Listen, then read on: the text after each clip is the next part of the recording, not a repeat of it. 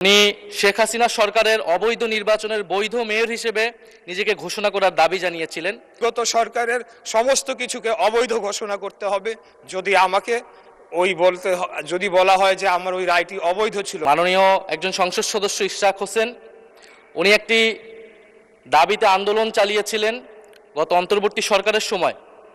উনি শেখ হাসিনা সরকারের অবৈধ নির্বাচনের বৈধ মেয়র হিসেবে নিজেকে ঘোষণা করার দাবি জানিয়েছিলেন এবং আমার যতটুকু মনে পড়ে এই আন্দোলনটি বা ওনার এই দাবিটি ঘটেছিল 2025 সালের মে মাসে, যেই সময়টা আমি অন্তর্বর্তী সরকারের কোনো অংশ ছিলাম না। আমি অন্তর্বর্তী সরকার থেকে 2025 সালের ফেব্রুয়ারির শেষ সপ্তাহে পদত্যাগ করেছিলাম।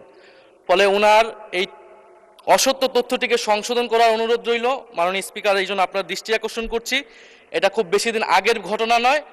কারণ ওই আন্দোলনের পরে ওনার মনে থাকার কথা, উনি যেই ট্রফির কথা বলেছিলেন ওই আন্দোলনের পরে অন্তর্বর্তী সরকারের প্রধান ডক্টর মোহাম্মদ ইউনূস লন্ডন বৈঠকে গিয়ে মাননীয় সংসদ নেতার কাছে সেই ট্রফিটি দিয়ে এসেছিলেন। দেড় যুগ ধরে ভালোবাসার নিড়ে এসিআই পিওর সল্ট। কার্যপ্রণালী বিধির 274 ধারায় আমাকে ব্যক্তিগতভাবে উদ্ধৃতি দিয়ে একটা অসত্য মন্তব্য করা হয়েছে, যার পরিপ্রেক্ষিতে আজকে আমি এখানে দাঁড়িয়েছি।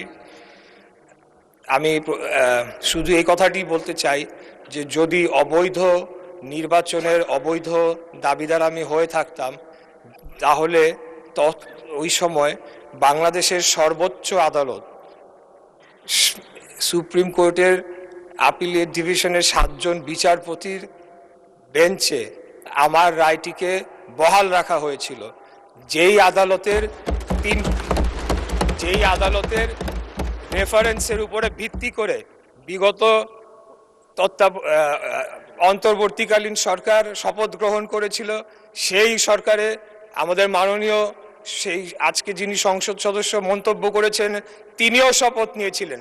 তাহলে সব কিছু অবৈধ করে দিতে হবে, বিগত সরকারের সমস্ত কিছুকে অবৈধ ঘোষণা করতে হবে যদি আমাকে যদি বলা হয় যে আমার ওই রায়টি অবৈধ ছিল। কারণ বাংলাদেশের এপেক্স কোর্ট সুপ্রিম কোর্টের অ্যাপিলেট ডিভিশনের 7 জন বিচারপতির বেঞ্চে আমার রায়টিকে বহাল রাখা হয়েছিল। অতএব আমি এটার তীব্র প্রতিবাদ জানিয়ে আমার বক্তব্য শেষ করছি। ধন্যবাদ সবাই।